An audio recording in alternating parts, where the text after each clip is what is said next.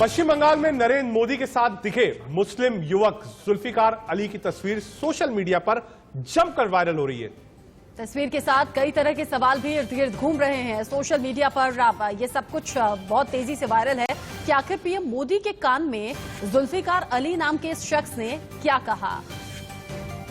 पश्चिम बंगाल में आज चौथे चरण के लिए मतदान हो रहा है और अब सोशल मीडिया पर चुनावों से जुड़ी हुई अलग अलग तरीके की खबरें वायरल रहती हैं। और ये तस्वीर जो आपके टीवी स्क्रीन पर है, प्रधानमंत्री नरेंद्र मोदी जब पश्चिम बंगाल में चुनावी रैली को संबोधित करने के लिए पहुंचे थे, उसी दौरान जुल्फिकार नाम के शख्स उनके पास आए और अब जुल्फिकार अली खुद हमारे साथ इस वक्त जुड़ गए हैं। बहुत बहुत स्वागत है आपका। अब सबसे पहले तो मुझे ये बता दीजिए, जो कि हर कोई शख्स जानना चाहता है, देश ये सवाल पूछ रहा है कि प्रधानमंत्री नरेंद्र मोदी के कान में आपने क्या कहा था।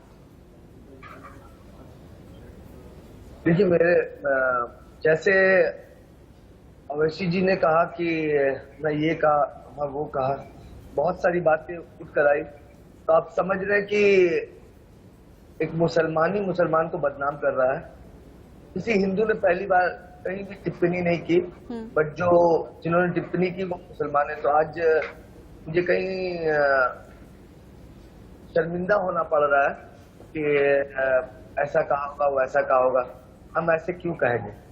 अगर मेरे पास वो दोबारा वक्त आया तो मैं आपके चैनल के माध्यम से बोल रहा हूं कि मैं जरूर कहूंगा कि सर कब करेंगे एनआरसी, इतना समय क्यों निकल रहा है, और इतना उनको अगर दुख दर्द या इतना प्यार है दूसरे मुसलमान भाई से। चलिए, मैं भी एक मुसलमान हूं, उन्होंने मुझे तो देख ही लिया है, एक शख्स उन्होंने कहा, तो जाहिर सी बात मेरा चेहरा उनको पता चल चुका। मुझे क्या 2 दिन अपने घर पे रहने वो देंगे? सिर्फ 2 दिन। मेरी डॉटर है, मेरा सन है, मेरी वाइफ, मैं और मेरे एक साला। जुल्फिकार जी, जो बातें ओवैसी साहब ने कही, वो उससे आपको कहीं ना कहीं ठेस पहुंची है कि as a Muslim, as a leader उनको ऐसी बातें नहीं कहनी चाहिए थी। जुल्फिकार जी, एक चीज आपसे समझना चाहता हूं।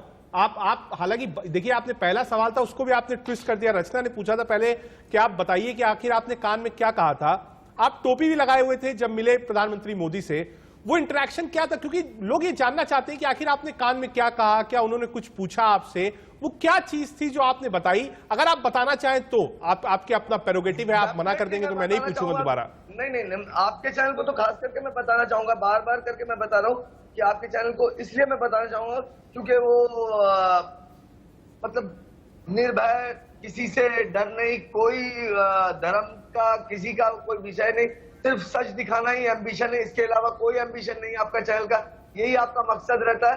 इसलिए मैं अभी मतलब आपके रिपोर्टर नहीं आने पे भी मैं ज्वाइन कर लिया आपके चैनल को।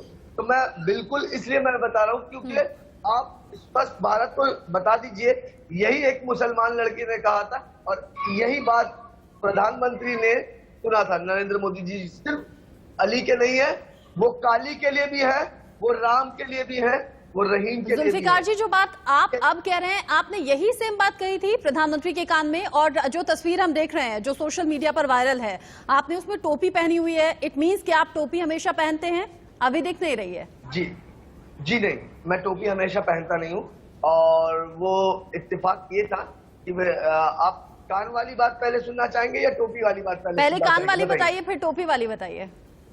अच्छा ठीक है, मैं आपको बता रहा हूँ कि मोदी जी जब पहले उतरे गाड़ी से, अपने लेफ्ट पैर बाहर रखा था और उतरकर सभी लोग, बिल्कुल 5 जन और थे मेरे साथ, तो उन्होंने नमस्कार किया था, मैंने उनको हैट्स ऑफ किया था, उन्होंने नमस्कार 5 जन को किया था वैसे ही हाथ जोड़कर, और मुझे हैट्स ऑफ और सलाम ठोका था उन्होंने कि एक अलग तरीका से।